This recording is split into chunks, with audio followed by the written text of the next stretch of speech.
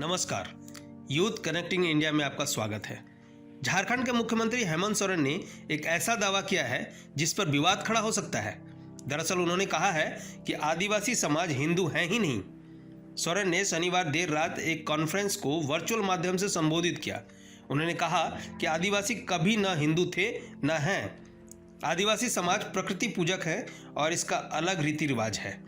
सदियों से आदिवासी समाज को दबाया जाता है, कभी इंडिजिनस, कभी ट्राइबल तो कभी अन्य के तरह पहचान होती रही। सीएम ने कहा कि इस बार की जनगणना में आदिवासी समाज के लिए अन्य का भी प्रावधान हटा दिया गया है। सोरेन ने हार्वर्ड इंडियन कॉन्फ्रेंस में कहा कि जनगणना में आदिवासियों के लिए कोई जगह नहीं है। 5-6 धर्मों को लेकर यह बताने की कोशिश की गई है कि उन्हें इन्हीं में से किसी एक को चुनना होगा। उन्होंने कहा कि प्रदेश सरकार ने केंद्र से आग्रह किया है कि आगामी जनगणना में आदिवासी समूह के लिए अलग कॉलम होना चाहिए, जिससे वह अपनी परंपरा और संस्कृति की संरक्षण कर आगे बढ़ सके। मुख्यमंत्री हेमंत सोरेन ने आगे कहा है कि साल 2021 को प्रदेश सरकार ने नियुक्ति वर्ष घोषित किया है। जेपीएससी समेत अन्य माध्यमों से रिक्त पदों को भरने की प्रक्रिया शुरू कर दी गई है। इसके लिए नियमावली बनाकर आगे कदम बढ़ाया जा रहा है। उन्होंने बीजेपी की विचारधारा पर कटाक्ष करते हुए कहा कि 89 साल के एक सामाजिक कार्यकर्ता फादर स्टेन स्वामी को जेल में बंद कर दिया गया है। जिस व्यक्ति की याददाश्त चली गई है, ठीक से बोल नहीं पाता, उसे देशद्रोह के मामले में जेल में रखा गया है।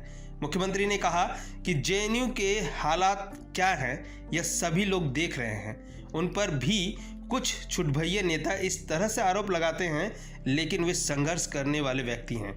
ऐसी कोशिश को अब आदिवासी समाज सफल नहीं होने देगा।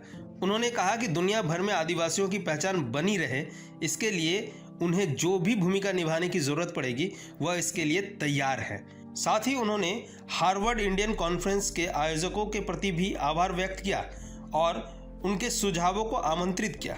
ध्यान रहे कि भारत को टुकड़ों में बांटने का नापाक मंसूबा पाले देसी विदेशी ताकतों ने यह सोचा छोड़ रखा है कि आदिवासी कभी हिंदू थे ही नहीं। इसी तरह वो दलितों को भी भड़काते हैं और उन्हें हिंदुओं से अलग पहचान बनाने को उकसाते रहते हैं। इसके पीछे उसकी राजनीतिक एजेंडा भी है। वो चाहते हैं कि आदिवासी और दलित खुद को हिंदुओं से अलग मानकर अन्य के साथ गठजोड़ कर ले तो देश में तथाकथित सेकुलर शासन चलता रहेगा। हालांकि जानकार इसके पीछे की हिंदू विरोधी और देश विरोधी मानसिकता को अच्छी तरह से उजागर करते रहे हैं। ऐसे में यह सवाल उठना लाजमी है कि कहीं इन्हीं एजेंडाबाजों के शिकार तो नहीं हो रहे हैं झारखंड के मुख्यमंत्री हेमंत सोरेन। ऐसी ही ज़रूरी और लेटेस्ट खबरों के लिए हमारे साथ जुड़े रहिए और हमारे चैनल को लाइक, शेयर और सब्सक्राइब कीजिए। धन्यवाद।